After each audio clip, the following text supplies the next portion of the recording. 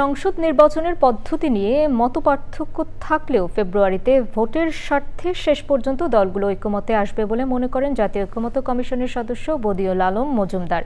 নির্বাচনকালীন আইনশৃঙ্খলা পরিস্থিতি রাজনৈতিক দলগুলোর সদিচ্ছা ও নাগরিকদের দায়িত্বশীলতার উপরও নির্ভর করছে বলে মত তাদের। নাজিব বেগ জানাচ্ছেন।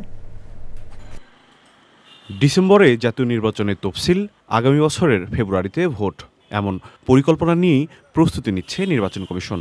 সংসদের উচ্চকক্ষে পিআর আর নিম্নকক্ষে বর্তমান পদ্ধতিতে নির্বাচনের কথা বলেছে জাতীয় ঐক্যমত্য কমিশন।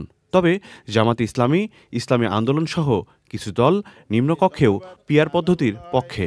জনগণ চাইলে অবশ্যই সরকারকে এটা মানতে হবে। শুরু থেকেই এর বিরোধিতা করে আসছে বিএনপি ও সমমনা দলগুলো। সময়ের সাথে সাথে দলগুলোর এই মতপার্থক্য কমবে বলে মনে করেন জাতীয় ঐক্যমত্য কমিশনের এই সদস্য। আমরা নিম্নকক্ষে বর্তমানে যে পদ্ধতি আসন ভিত্তিক পদ্ধতি আমরা সুপারিশ করেছি, আর উচ্চকক্ষে আমরা পিআর পদ্ধতি সুপারিশ করেছি। দুটোরই ইতিবাচক দিক আছে এবং নেতিবাচক দিক আছে। কোনো কোনো গণমাধ্যমে যে এটা খণ্ডিত আমার বক্তব্য দিয়ে যে ভুল বুঝাবুঝি সৃষ্টি করার চেষ্টা করেছে। ফেব্রুয়ারিতে যে সময়সীমা নির্ধারণ করা হয়েছে সেই সময় যাতে নির্বাচনটা অনুষ্ঠিত হয়, সেই জন্য আমি আশা করি আমাদের সবগুলো রাজনৈতিক দল মেনে নেবে এবং আমরা সাম্প্রতিক হব। সংসদ নির্বাচনে বড় চ্যালেঞ্জ হবে আইনশৃঙ্খলা নিয়ন্ত্রণে রাখা।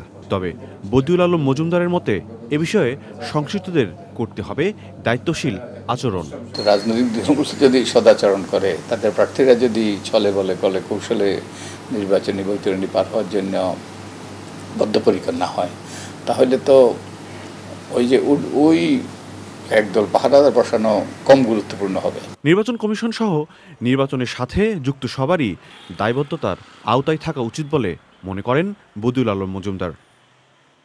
নাজিব বেগ, চ্যানেল আই, ঢাকা।